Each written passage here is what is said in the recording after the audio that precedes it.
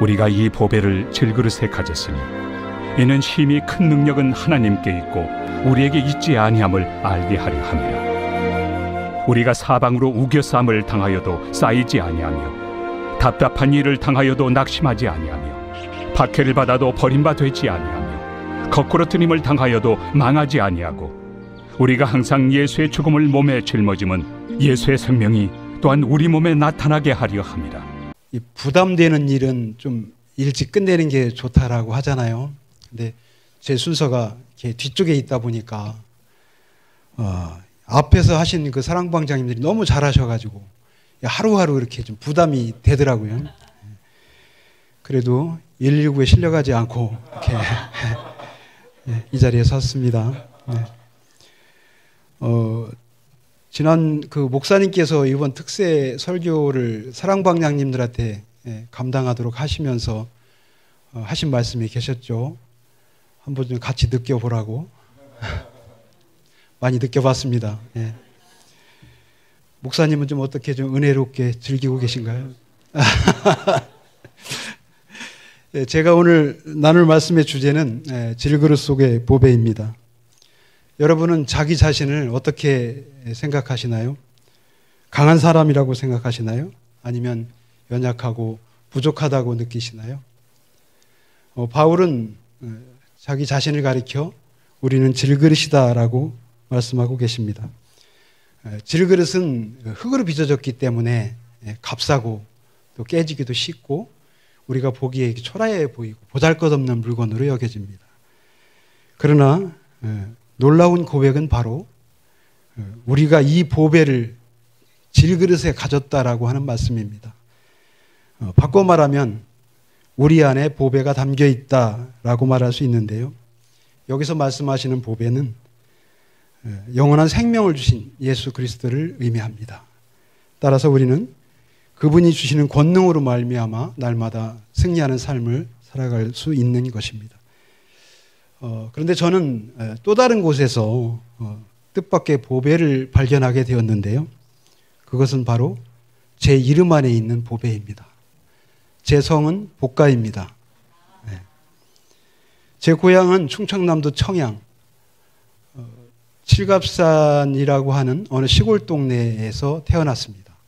그곳은 복시들의 집성촌이었는데요. 그래서 그곳은 면장님도 복가고 교장 선생님도 복가고 우체국장님 심지어 학구방 사장님 약국 사장님 다 복가였습니다. 그래서 저는 어렸을 때 복가가 세상을 지배하는 줄 알았어요.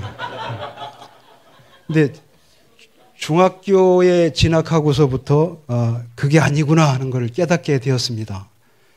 그리고 또 이렇게 객지에 나와서 보니까 제 성을 아는 사람은 거의 없고 또 희귀성이어서 어떤 때는 창피하기까지 했습니다.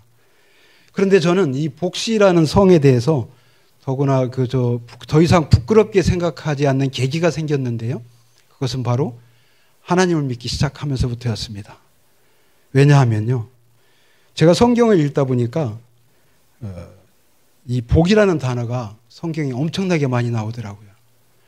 이번에 제가 특세 설교를 준비하면서 챗GPT한테 물어봤습니다. 성경에 얼마나 나오는지 복자가.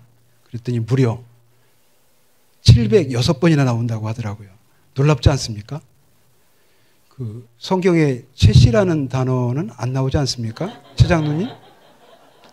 최장로님 안 나오지요? 이렇게 우리에게 복 주시기를 원하시는 하나님의 보배가 제 성 안에 담겨 있다고 생각하니까 저는 그때부터 자부심이 생기게 되었습니다. 제가 이번 특세 설교를 준비하면서 어떤 말씀을 전할까 고민하다가 이렇게 결론을 내었습니다. 약은 약사에게, 말씀은 목사님에게. 저는 그냥 살아온 삶을 나누는 것이 좋겠다라고 말입니다. 제가 신앙생활을 시작하게 된 것은 인천으로 직장생활을 옮기면서부터였습니다.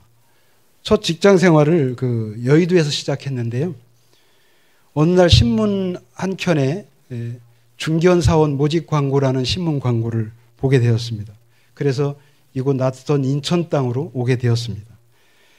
그곳은 바로 여러분들이 많이 아시는 분도 계시겠는데 간석동에 있는 희망백화점이라고 하는 곳입니다.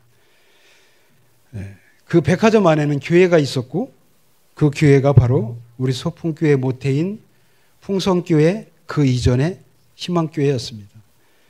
1987년도에 입사를 하고 보니 그 회사는 하나님을 믿는 회사였고 장로님이신 회장님께서는 직원들의 영혼 구원을 위해서 열심을 다하고 계셨습니다. 예배를 드리는 직원에게 예배 수당도 지급하고 복음 수당을 위해서 아낌없이 내어드리는 장로님이셨습니다. 그 헌신 아래 저도 하나님을 믿기 시작하였고 그곳에서 저희 아내 김지혜 권사를 만나서 결혼을 하게 되었습니다. 그로부터 몇 년 뒤의 일이었습니다. 보증금을 날릴 뻔했던 이야기인데요. 우리 부부가 처음으로 아파트를 분양받아서 연수 신도시로 이제 이사를 앞두고 있었는데 제가 살던 집에 경매가 들어왔습니다. 전세 보증금을 지급하고 이제 입주를 해야 되는데 돈을 못 받게 되는 그런 상황이 오다 보니까 참 암담했습니다. 집주인의 주소지를 찾아갔는데 거기에 살지도 않고 또 전화를 해도 받지도 않고 어떻게 할 수는 막막한 상황에서 길이 안 보이는 상황이었습니다. 그래서 우리는 주님을 의지하고 기도할 수밖에 없었고 신실하신 하나님께서는 우리에게 길을 열어주셨습니다. 어느 날 저는 무거운 마음을 안고 구청에 업무차 출장을 다녀오고 있는데 횡단보도에서 신호 대기 중이었어요. 왕복 2차로의 조그만 도로였는데 맞은편 차 안에 누군가가 보이는데 어디서 본 사람이었습니다. 눈을 크게 뜨고 봤는데 그 사람은 바로 제가 그렇게 찾던 집주인이었습니다. 그 순간 제 심장이 막 뛰더라고요. 그래서 저는 본능처럼 핸들을 틀어서 그 차를 따라갔습니다. 그리고 마침내 그 사람이 사는 집과 그리고 호수를 알아냈습니다. 그리고 저녁에 집에 가서 아내하고 작전을 짜고 그 집을 찾아갔습니다. 중간에 너무 길어서 생략하겠습니다. 결국은 돈을 마련해 주겠다는 약속을 받고 새 아파트에 차질 없이 입주할 수 있었습니다. 사랑하는 성도 여러분, 그날 그 시간 그 장소에서 그렇게 애타던 집주인을 제가 발견하게 된 것이 우연이었을까요? 저는 그 일을 통해서 분명히 알게 되었습니다. 본문 8절 말씀에서 하나님은 우리가 답답한 일을 당할 때 낙심하지 아니하도록 길을 여시는 분이라는 사실을 말입니다. 아멘. 저는 지금까지 한 교회에서만 신앙생활을 하고 있습니다. 한때 저한테도 신앙생활의 위기가 있었는데요.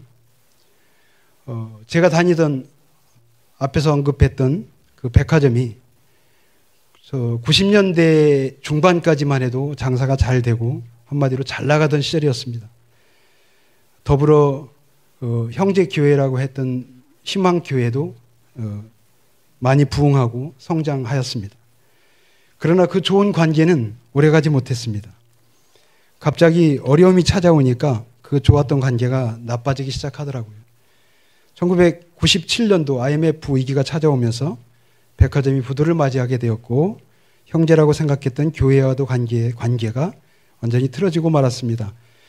그 과정에서 저는 회사 직원이기에 장로님의 말에 지시에 따를 수밖에 없었고 교회와의 관계에서 곤란한 일들을 겪을 수밖에 없었습니다.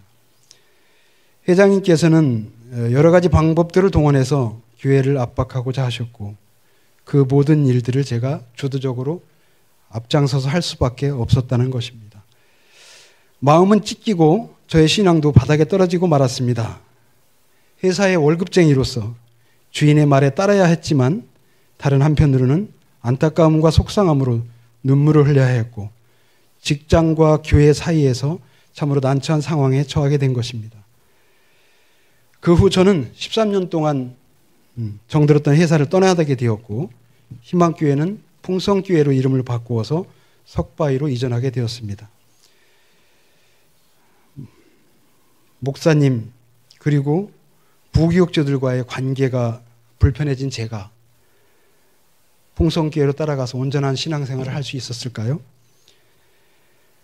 저는 그때 마음이 혼란스러웠습니다. 결국은 풍성교회로 따라가지 못하고 길 잃은 양이 되어버렸습니다. 저희 아내 김지혜 권사는 삼각교회들을 전전긍긍하면서 신앙의 끈을 이어갔지만 저는 영적인 절망 가운데 방황하게 되었습니다. 그렇게 또 다른 삶을 찾아 나선 저는 2002년도에 하객동에 복관의 설렁탕을 오픈해서 운영하게 되었는데요. 얼마 후 2004년경이었던 것 같습니다. 권혁선 목사님께서 가게 옆에 소망교회, 지금의 나진숙 교회입니다. 부흥의 강사로 오셨다고 하시면서 식사를 하러 오셨습니다. 오셔서 하는 말씀이 목사님께서 그 교회로 개척을 나오실 거라고 하시는 겁니다. 그러시면서 또 하시는 말씀이 복집사 이제 다시 교회에 나와야지 하시는 겁니다. 순간 저는 누가복음 15장에서 예수님께서 비유로 말씀하셨던 잃은 양 이야기가 떠올랐습니다. 보잘것없는 자 하나라도 잃는 것을 원치 않으시는 하나님의 사랑을 다시 한번 느끼게 되는 순간이었습니다. 이것도 우연이라고 말할 수 있을까요?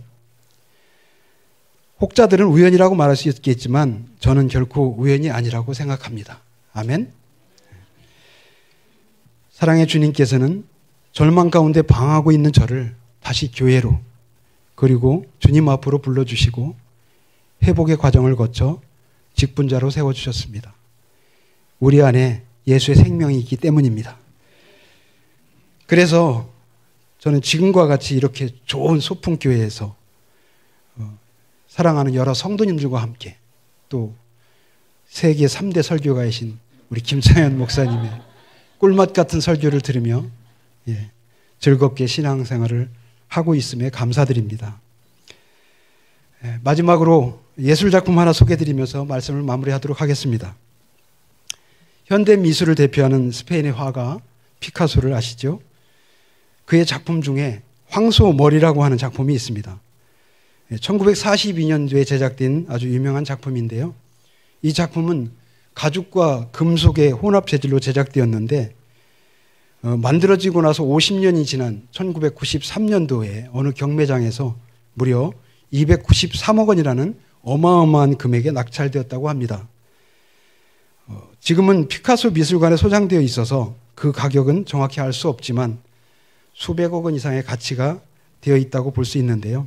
그런데 여러분, 이 황소머리가 무엇으로 만들어졌는지 알고 계십니까? 바로 버려진 고물 자전거의 안장과 손잡이로 만들어졌다고 합니다. 머리 부분이 안장이고요. 손잡이 부분을 거꾸로 해서 뿔이 된 겁니다. 재료는 버려진 자전거였습니다.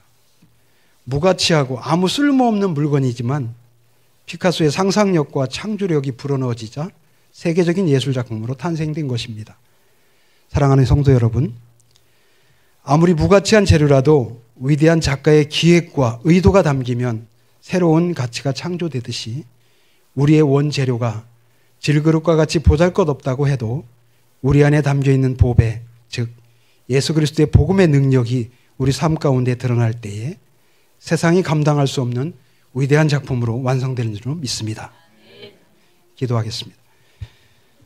사랑의 하나님 아버지, 부족한 저를 통해서 돌아온 삶 가운데 역사하신 주님을 증거하도록 인도하시니 감사합니다. 우리는 질그릇과 같이 연약하고 깨지기 쉬운 존재들이지만 그 안에 예수 그리스도라는 보배를 담아주셨으니 얼마나 감사한지요. 우리의 상처와 연약함마저 꿰매셔서 하나님의 아름다운 작품으로 빚어가시는 주님을 찬양합니다. 우리의 삶이 아무리 힘들고 어려운 상황에 처하더라도 우리의 보배 되시는 주님을 굳게 믿고 의지하는 우리 모두가 되기를 간절히 소망합니다. 감사드리며 우리를 위해 십자가 달리시고 부활하신 예수 그리스도의 이름으로 기도합니다. 아멘.